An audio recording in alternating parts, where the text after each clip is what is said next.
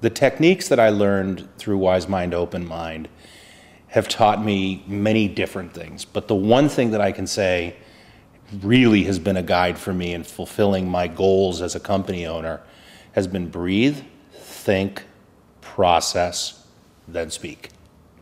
And coming from a world of being in the entertainment industry, it's kind of the opposite. Speak, and then you think, and you breathe.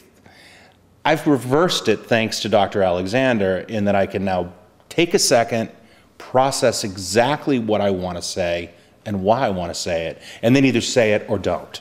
Thanks to Dr. Alexander's techniques, I've been able to stop all the yelling and chatter and stuff that goes on in my brain, put it into the back, and actually be creative more in the moment. Before, it was all chatter, chatter, chatter, talk, talk, talk in there. I'm able to sort of put that aside for a second and be creative and come up with ideas and let those ideas flourish. I can't believe I'm saying this, but after working with Dr. Alexander, I take 10 to 15 minutes out of my day in the middle of the day.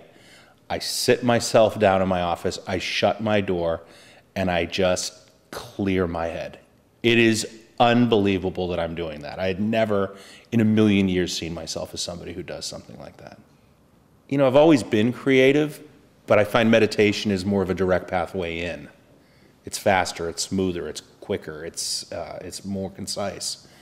What might have taken 20 minutes now takes 2. I started to come to ideas much quicker. I was much clearer. I was much more patient with people around me during the day. It was like, wow, okay, this is kind of cool. Ironically, it was about a week later when I was up at a big corporation, I was walking by and I saw something called the nap room. And I started to realize, oh, okay, this is not so far-fetched. Before I started working with Dr. Alexander, when I was running my company, I was that guy who sort of was like, you know, I'm 2 steps ahead of you. I'm reacting to what you're saying.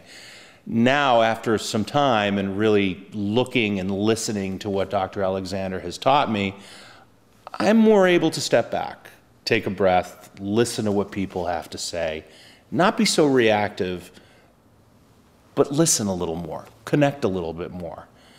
And it's made a really, really big difference. My company has grown, my self-worth has grown, the way I look at myself has grown, and most importantly, the way others look at me has grown. It's been a pretty amazing process. I have an interior design company. I do residential and executive offices. I build houses from the ground up, help people bring their dreams to reality. The economy has affected interior design, definitely, and the effects of it are throughout our industry. The principles in Dr. Alexander's book have helped me to have my mind focused on possibility rather than scarcity. I have a tendency to have very unproductive thoughts. Dr. Alexander has helped me in overcoming some of these unproductive thoughts by refocusing what I'm paying attention to. Paying attention, he calls it mindfulness.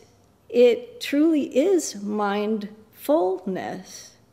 And that is something that I practice all the time. One of the greatest pieces of learning is for me to visualize the big picture. I'm focusing my mind on what's possible, what can happen. One of the things Dr. Alexander has really helped me with is tapping into my creativity in very unique ways.